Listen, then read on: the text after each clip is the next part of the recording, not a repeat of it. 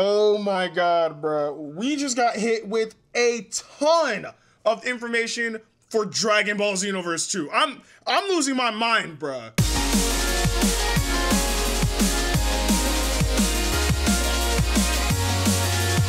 the very first thing I just want to hop straight into is the fact that we finally got our first look at both Tapion and Android 13 in Xenoverse 2, and I have to say without a single doubt, they look extremely good in the game. And something quick I just have to add, see, to all of you guys who said that Tapion was gonna play exactly like Trunks, yeah, no, not even close. Yes, of course Tapion does fight with his sword, but all of his combo strings seem to be completely unique and diverse from Trunks. Like I said in previous videos, Tapion is much more skillful with a sword than Trunks will ever be, and it shows in his fighting style. It looks really freaking nice. Not to mention that we finally got to see Tapion's super attacks and his ultimate attack, and I have to be honest, they look freaking nice. You start off with seeing Hero's Flute, which functions exactly how I thought it would, as a barrier that has obviously an attack frame on it. So if you're nearby and you summon up that attack, you're going to push your opponent away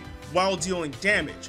And after that, we finally get to see Brave Sword Slash, which is a charge move where you bring your sword in the air, I guess, charge it up and throw out multiple slashes.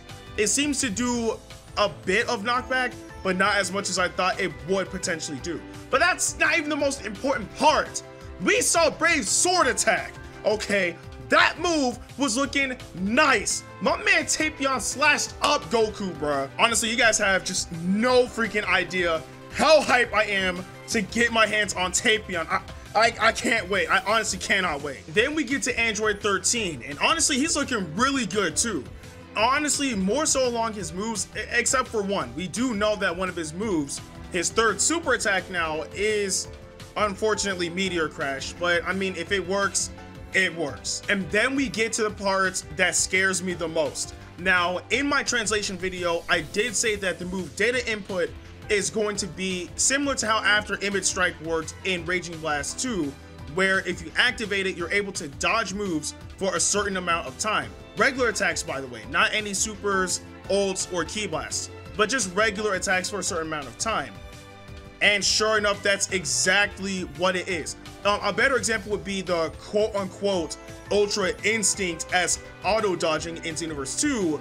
That's literally exactly what Data Input is. And what scares me the most is if the CACs are able to get that move, it's game over, because every single person is going to have that on their character. This is just fact. Don't get me wrong, that move still looks cool on 13, but I'm more so scared of what would happen if that move were to fall into the hands of us. Anyway, moving past that, we finally get to see Handy Cannon in action as well.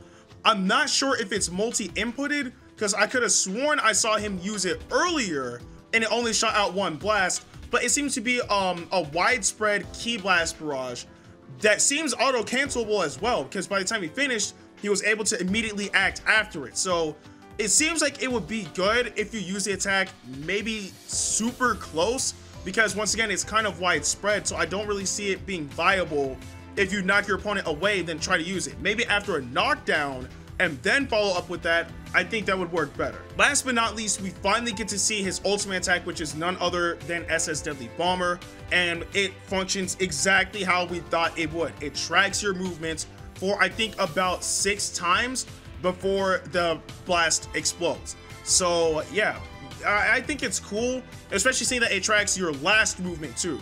It isn't just like, you know, go and just track you like how Spirit Ball does. So if you're like in the left, and then you just suddenly move to the right, it'll go to the left and then track you to the right. Or if you go to the right, then you move to the left, it'll go to the right and then track you to the left. So I think that's pretty unique.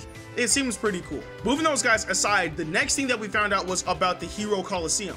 Now, if you guys actually refer back to my translation video, I did say that we would need to see this mode in action first before we could really give our true, honest thoughts on it.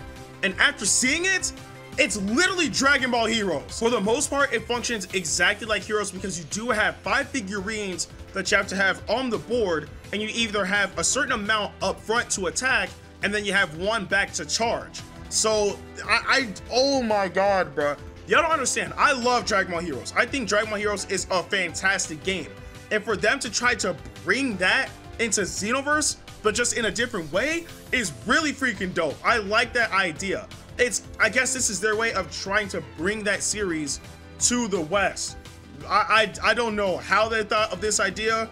I don't know what made them really want to implement it into Xenoverse 2, but they did it, and I'm loving it. And now we get to the most important part about all of this. We've talked about Tapion in 13, we've talked about the Hero Coliseum, but it is now confirmed that we will be getting a DLC Pack 6 coming soon around February or a bit afterwards. Now, again, I speculated already on this. I have a whole entire dedicated video on what could potentially come in this DLC pack, but after this confirmation, it kind of gave us a bit of a clearer sight on what we could expect. One thing being that we're going to get 4 new characters. Now, in my video, I listed about 6, but that can still narrow it down to a few characters. One for certain would probably be Jiren, maybe Dispo and Topo as well.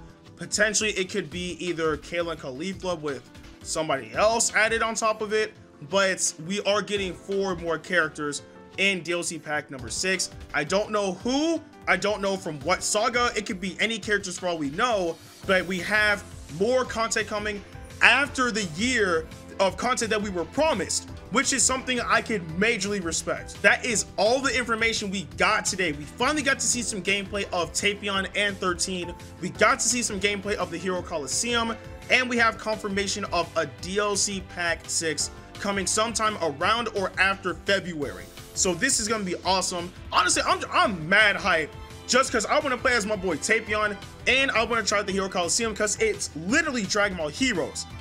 But DLC Pack 6, man, oh my god, I can only imagine the characters that they're going to add into this game, man. And I can't wait for them to surprise all of us, because I'm telling you right now, if they announce like Jiren as a character, it's over. I'm done. I'm gonna be the happiest dude in the world.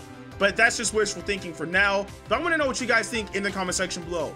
But nonetheless, I'm Ndukauba. Like, share, and subscribe, and I'll see you guys in the next video. Also, look, Bandai, it's too early for y'all to be doing stuff like this. All right, man. It's currently 7:25 a.m. All right, you guys had a live stream at 5 a.m. All right, I'm gonna need y'all to try to find a middle ground so that way I don't have a headache while I'm trying to record this video because I haven't got no sleep. Okay, next time, record it sometime in the afternoon. I'm trying to watch it while I'm wide awake.